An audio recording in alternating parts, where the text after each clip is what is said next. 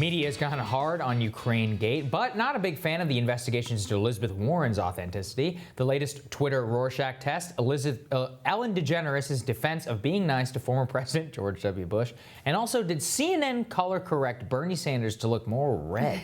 Joining us via Skype is Katie Halper, host of The Katie Halper Show and co-host of Useful Idiots, a great Rolling Stone podcast and also a friend of our show. Great to see you again, Katie. Thanks. Great to see you guys. All right, so this Bernie Sanders color correction issue, I think we can throw the image up on the screen. So on the right, you see the way he appeared on TV, which is almost like purple. Yeah. What is going it's literally on like a here? superhero character. Like, what? What kind of filter are they using here? Yeah, it's really disturbing, and a few people who work in video and post production and color correction say that that's not like a natural result. Like, you don't just get that by accident. And if you did have that, you would obviously correct it. And they talked about the thing in the background also, like the door being very weird looking. And so, you know, what's so frustrating about this is that if you say that, you sound like a conspiracy theorist to people who don't pay attention to this stuff, you know?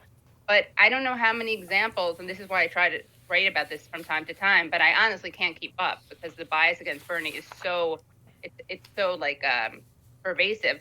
But, you know, this is why I try to cover this stuff, because if you don't show the pattern, people just think you're being, you know, looking for something to defend him with.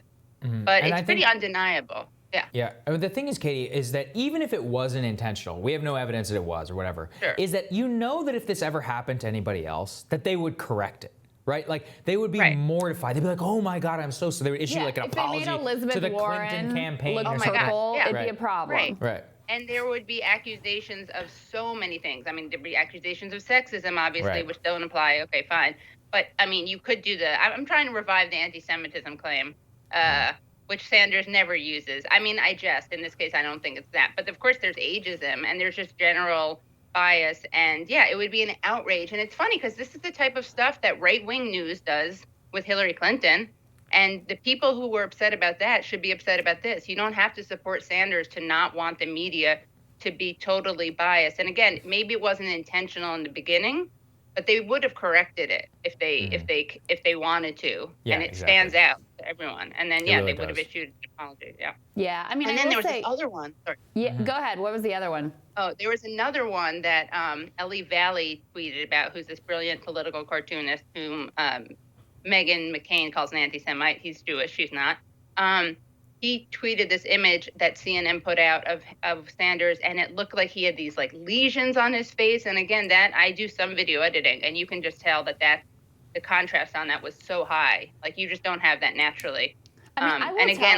I will tell you, having been, you know, in this world and seeing how some of this stuff works, the photo choices are intentional, right? Yeah, those aren't like just random, this is just what I first grabbed. Those are very intentional when you're pairing them with a story. They are part of the story. So to me, that one even seems almost like more of an intentional deal. But I know you also, again this week, have been on the Cillizza beat.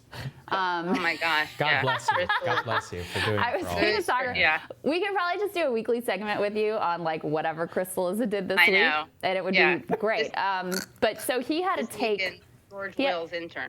He had a take on Ellen DeGeneres and George W. Bush and what their friendship should teach us all, Katie. Yeah, that was pretty disappointing. Well, no, disappointing implies I had a higher standard. So that was pretty on brand for him. It's funny because he actually says, first of all, he has a grammatical error. He uses she instead of her, which is hypercorrection. So his editors may want to look into that. I'm here to help. But yeah, his piece was really ridiculous. And I think that, you know, you don't disagree. You don't not hang out with Bush because you disagree with him. You don't hang out with Bush because he's basically, he is a war criminal and he has lots of blood on his hands and he killed, he's responsible for lying us into a war. Or if you want to be, does anyone think it wasn't a lie, that it was just misinformation? I think it's fair to say at this point. Yeah, right. So he lied us into war with the help of a lot of the media and, of course, all of his colleagues and the de facto president, Dick Cheney. And yeah, I don't think that it's anti-Trumpian, which is what Cillizza's thesis is. He says it's anti-Trumpian to basically like be friends with people you disagree with. And he actually says what DeGeneres is advocating there is sort of anti-Trumpism in its purest form, which I thought was interesting because you don't tend to write sort of in an article. That's pretty colloquial. I feel like maybe he had a Freudian slip where he realized that his argument wasn't very strong, so he modified it with a sort of. But yeah, I mean, the thing is, like, I agree that we don't have to not communicate with or not be friends with people we disagree with. Let's say someone you disagree with about Bush, but you don't want to be friends with Bush, like not the criminal who did the thing. Like I don't think you have to cancel your friends or your relatives, although it's pretty hard for me. My issue was there was a sort of whitewashing that went on in her justification after the fact. Look, honestly, I can understand. You're a rich person. You're part of the rich people club. You fly down to the box at the Cowboys game, whatever, and you end up next to George W. Bush. What are you gonna do, right? I guess you didn't have to take the selfie in the video, but okay, that happens. But then the next day, liken her friendship with him to being friends with someone who wears fur. Right. Like those two things are not on the same level. Yeah. And that was the part that to me was a problem. And so I mean, for me, it was, Tim Black was on the show, said it best, which is like, this is like class thing, which is like Ellen goes on her show and she's like, I'm woke and I'm progressive and like all this. It's like, and then you listen to that story, she's like, well, Jerry Jones' daughter invited us, so we flew down and they were all, and it's like, it's like they're all part, it's like, yeah, whenever you're worth $400 million, you hang out with people like the president, like the former president. Yeah, exactly. That's really what she should have said. If she had said that, look, you don't get it because this is a class thing and you don't have access to this world, she wouldn't say that, but that's what it is about, you know? That's the truth. Right. Yeah, and it's so out of touch. I mean, the fur example, like you said, was just, it's the same problem, right? Like her being out of touch about comparing the deaths of millions of Iraqis and how many hundreds of thousands of Americans and destabilizing that region, her comparing that to fur, which I'm not a huge fur fan, but it's not comparable. And it's really actually kind of offensive. And it shows how much more she cares about her own personal life than she does about literally like the life and death of other people.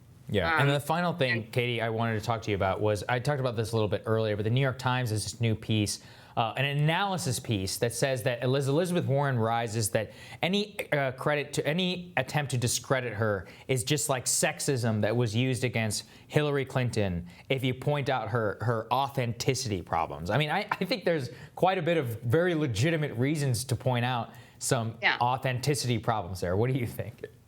Well, right. I mean, of course, we know about Pow Wow Chow, the Native American cookbook she contributed to, and apparently it was a plagiarized recipe. But yeah, I think that it's so funny because I'm someone who's always admitted and acknowledged that, yeah, of course, Hillary Clinton and Elizabeth Warren face sexism, and I wouldn't ever deny that. But I think it trivializes it, and it turns into the boy who cried wolf, or the person who cried sexism, when everything is framed as sexism. Right, and I just don't think the relatability argument or the authenticity argument are examples of sexism. We saw the relatability argument with Gore, with Kerry, right? If it were Mitt something Romney, Mitt Romney, I mean, so yeah, I think it's a bit of a frustrating thing because, again, and it's just such an inconsistent thing, right? Like, I don't hear these people making the arguments about how ageist some analysis of Bernie Sanders is. Or, I mean, I joked about the anti-Semitism thing, but that's real. Like, remember Politico had an article that had Sanders standing in front of a money tree with a house coming out of his head, 2 houses in each hand. And the original headline was like, Sanders isn't poor, but he's cheap. Like, really? You're sensitive to tropes? You're sensitive to tropes. Yeah. And you're not going to call that, well, and you're going to do that at all, Politico? Right. I mean, I couldn't believe it. Got it. So you're sexist. So, that's what that's what this is boiling down to. So am I. Katie's sexist. Got it. Yeah. I mean, to your point, and we'll wrap here, but to your point, there is plenty of sexism, and the test for it is, would you say or level the same charge against a man? And as you point out, plenty of men have had the charge labeled against them that they're inauthentic or not relatable, etc. So it's not like, like these pieces on women candidates where they scrutinize their shoes or whatever BS. Or not smiling. Right, often totally happens. Different. Like, that's a real thing. It's like, no, she lied about her heritage for a long time. That's kind of an issue. And claimed to be a progressive and then endorsed Hillary Clinton, or claimed to support getting money out of politics and then was like, but I'm going to do the high dollar fundraisers for the DNC. Don't worry about it. So those are real things. It's not an authenticity. I mean, I understand that the person who wrote this is kind of whitewashing everything. It's not. This is an honesty issue. I mean, I don't necessarily agree with the critique of her and the pregnancy story as an honesty or dishonesty issue, but that's the issue. Authenticity, I think, is something else. But that's kind of fair. Fair. Thank you so much for joining us, Katie. Thank you. Thank you. Thanks a lot. We'll see you guys tomorrow for more Rising.